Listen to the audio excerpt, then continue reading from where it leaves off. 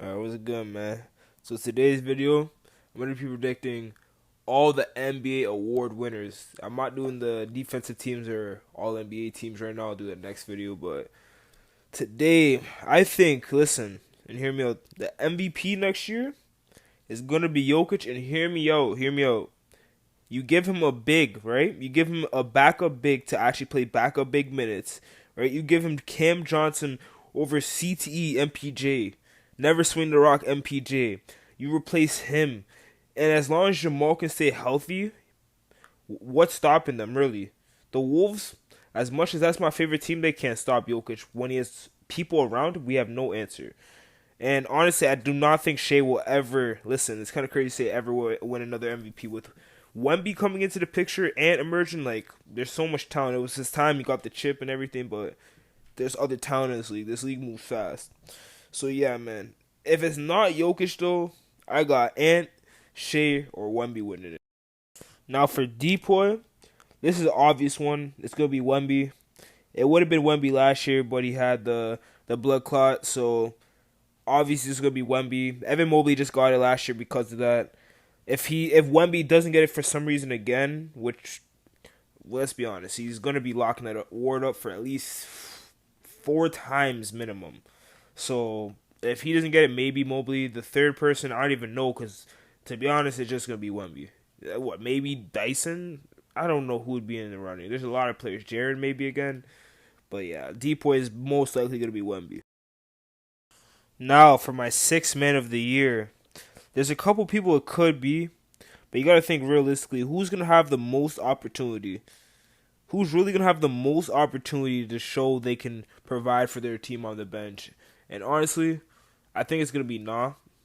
For the simple fact, Hunter's gone.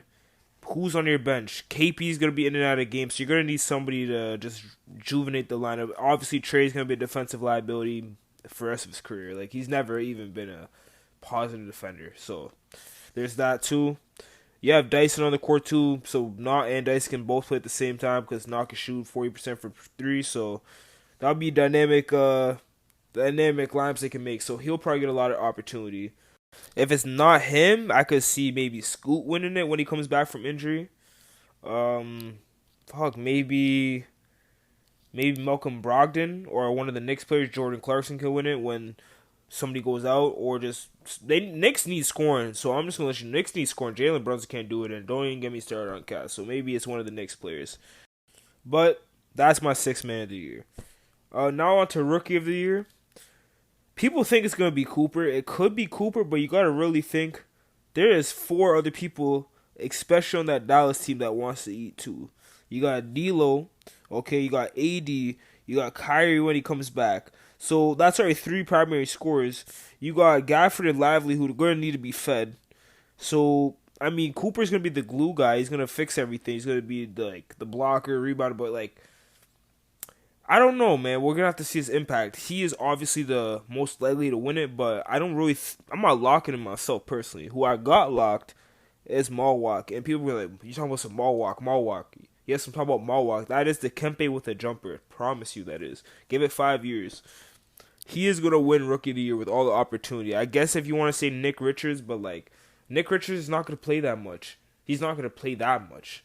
Somebody's gonna have to play some other big minutes, and Malwalk's gonna be right there, Rookie of the Year, I promise. And if it's not neither of those two, give me Dylan Harper for the simple fact the Spurs can just go any direction, like anyway. They could go good, bad, but they got so much talent on that team, and Dylan Harper's gonna get a lot of opportunity next to Fox and Wemby. Now on to the most improved player. Personally, I think it has to be Shane Sharp for the simple fact he's gonna need to score on that Blazers team with no Dame, and obviously even when Dame comes back, he's gonna be less of what. It's not gonna be the same Dame time. Everybody knows this. It's an Achilles tear. But also, Scoot Henderson's not a scorer. Denny Avdia's a point forward, and he could score, but all game, Denny Avdia, I don't think so. So, or in what Jeremy Grant, man, stop it. So he's probably gonna be the shooting guard of the team, and he's gonna need to at least score 20 points. If he's not scoring at least 20 points, he's probably gonna be on the trade block because They need scoring. What is he gonna do if he's not scoring? What does he actually do if he's not scoring? Is the question. Yeah, he's bouncing against these highlights, but 2 points is 2 points. So my most approved is probably Shaden Sharp. If it's not Shaden Sharp, I got Asar Thompson. Obviously, he had that blood clot too, so he missed some time, but he's a men's twin, like he could be the same thing. We don't know. We can't write him off already. We can't say he's this, he's that. So we'll have to see. And if it's not neither of those two, and I don't really have a lot of stock in this guy, but Rob Dunham, and the reason I don't have stock is because he can't play point guard efficiently. He's flashy, he can get you these highlights, but playing point guard, passing, and playmaking, that is not him. That's not him naturally. So if he wants to take that step and can provide some playmaking for Ant, he's gonna be most improved. But until then, in the second year player, yeah, he's gonna be sitting on the bench next to Bones Highland. So yeah. And the clutch player of the year, people say Curry. I don't think Curry's gonna be healthy, and it's not because like I'm hoping injury. Hopefully that doesn't happen, but I'm thinking like he's gonna miss time. So is he even gonna be in contention for this? Maybe we never know. And with Jimmy too, is he even gonna get enough shots to be clutch? Who knows? But I really think the clutch player of the year goes to Wemby also. Because like bro, he is a demigod. I don't know who's stopping him honestly. Like a full season of Wemby, who's really stopping him? Even though people say, "Oh, he's not a scorer, he's not this," I think he's that guy. So he's gonna be MVP one day. Hope y'all know. But if it's not Wemby, some people don't like Ant. And people say he's not efficient in the clutch. I watch every game of Ant. Listen, he is going for that shot regardless if he misses or makes. So I feel like this year he's gonna make a lot of those shots that he takes in the clutch that he misses. And if he does, he's gonna be easy clutch player of the year. And coach of the year, I'm gonna give that also to the Wolves and Chris Finch. I think Ant with some bigs that can come off the bench and just provide like something. Because last year they didn't have no bigs. What are you gonna really do when you have no bigs besides Rudy Gobert play and Naj Reid at the five? He can't guard and he's always in foul trouble. So if the other wings can step up and the new bigs can play decent, why can't this team be a 60-win team? Some people say no. Why not? I know it's the West, but why not? You know what I mean? OKC did some similar shit. So why can't the Wolves be that next team? Who knows? Who knows?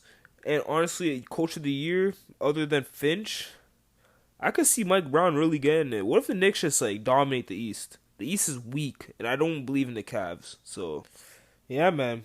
But these are my awards, all the single awards. I'm gonna get the first team, second team, defensive teams, and the rookie teams maybe later down the week. But man, I hope these are the awards. I'm putting all my money on these, man. I promise, bro. I'm about to make bank off this shit.